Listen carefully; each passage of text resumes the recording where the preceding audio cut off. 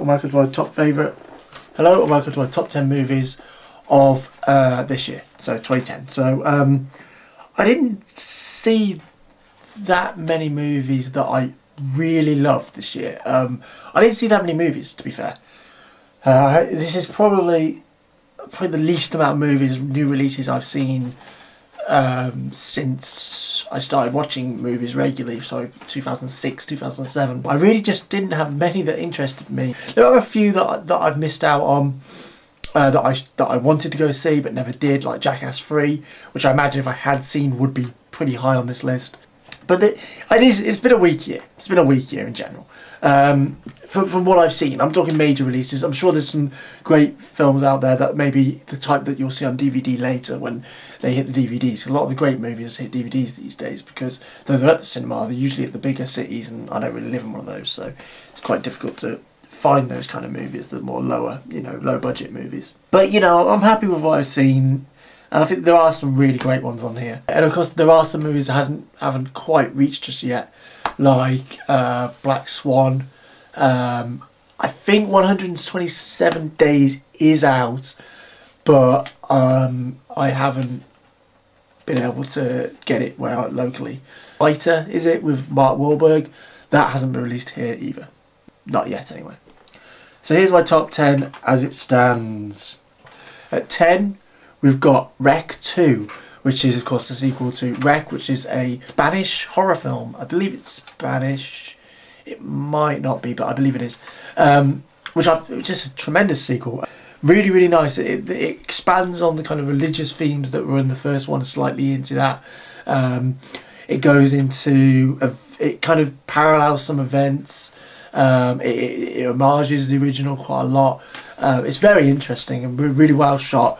Great kind of action. It's a bit like the Alien mentality. Alien was claustrophobic and Aliens was action-packed. This is kind of the same idea. 9 is I Love You, Philip Morris. Really enjoyable film. I really like Jim Carrey, I think he's great, and this is a really interesting mix of comedy and drama. It gets a little too heavy on the drama at one point, and there's basically no laughs for the last 45 minutes or so, or maybe an hour, which is a bit weird. But it's really, I think it's a really good film, underrated, and it's a shame it got limited release in some places, if not released at all. 8 is The Social Network, directed by David Fincher. This movie I really, really enjoyed. It's really good dialogue, really good direction. On the whole, there's some off points. Great performances by Jesse Eisenberg, Justin Timberlake and Andrew Garfield.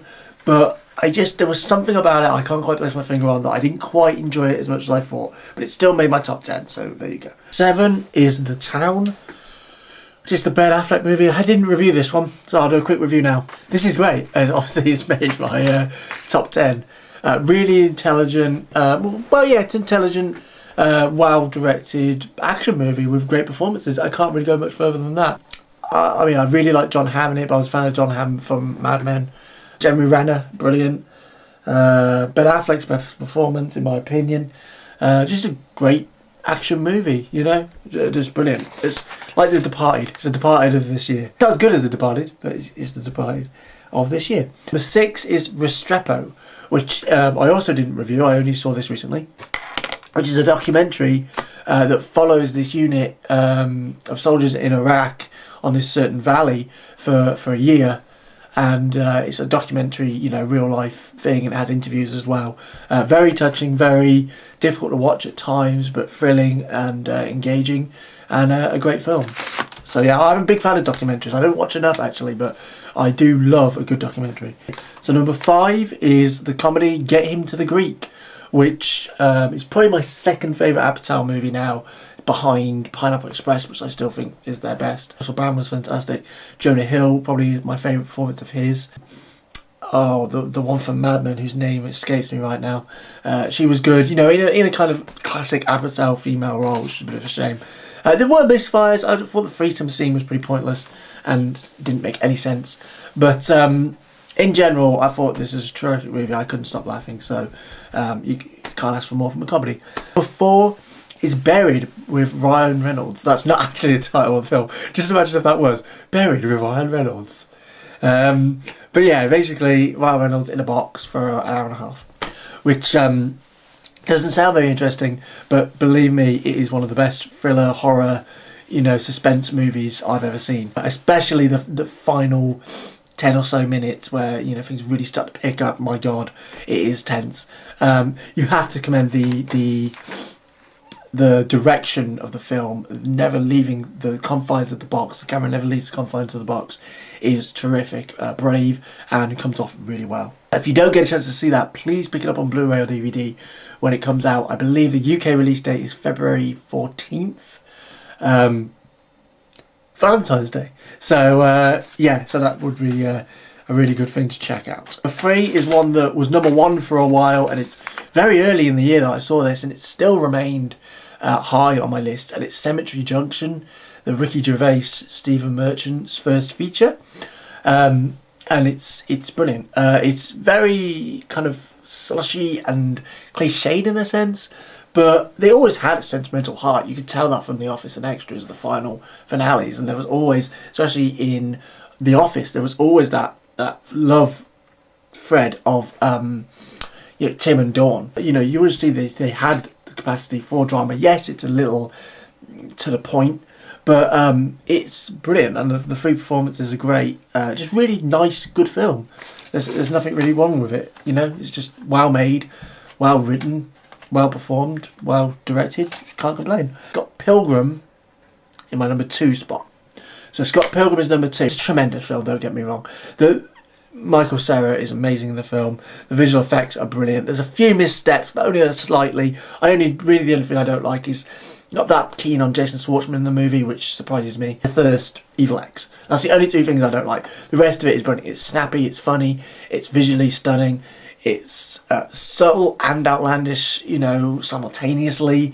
It's absolute genius by Edgar Wright. I honestly, I don't think there may ever be a film like it again. It is just weird.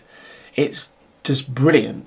It's unlike any film. I can't compare it really to much, if anything. I remember feeling like that when I first saw it, and it will definitely go in my Blu-ray collection when it comes out. And I will cherish it, always. Number 1 is Inception. I kind of gave the game away there, didn't I?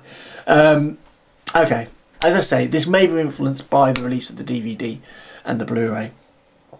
But watching it again, it just blows me away. It really is. It's intricate, it's intelligent, it's action-packed, it's accessible.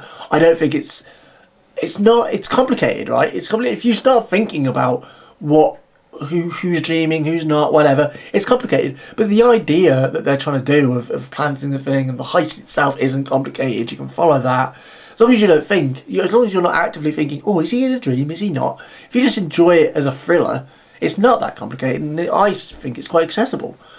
But it's still intelligent, and it's still wow made. I mean, it's still brilliant. It still trumps every Michael Bay blockbuster ever.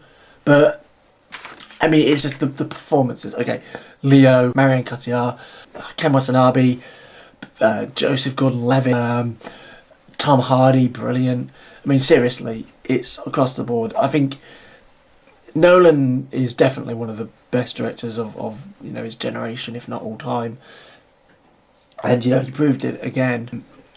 And the chief point, the main point about this film for me is that final set piece. That final set piece is just something to behold. It is. I mean, basically the last hour and 20 minutes, the whole thing from when they go into the hotel and but basically includes the hotel bit, the hallway bit, the snow bit, the limbo bit, that whole set piece where you just have all these elements coming together, and each one is so perfectly balanced.